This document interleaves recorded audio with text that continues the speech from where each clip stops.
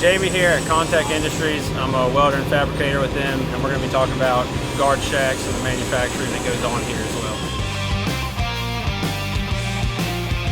Up here in the fab shop, we take drawings from the engineers and project managers. We begin to cut the steel based on your specific shacks and what you've requested to have in your buildings and BREs. Kind of take those drawings and turn them into reality.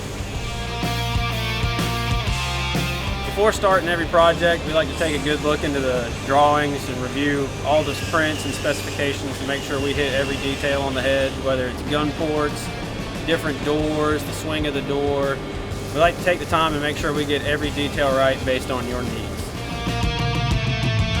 Our project managers and engineers take your thoughts and inputs on the buildings, put them into a CAD or a Fusion 360 model, make an entire shack for us to then review, which we're able to build up here.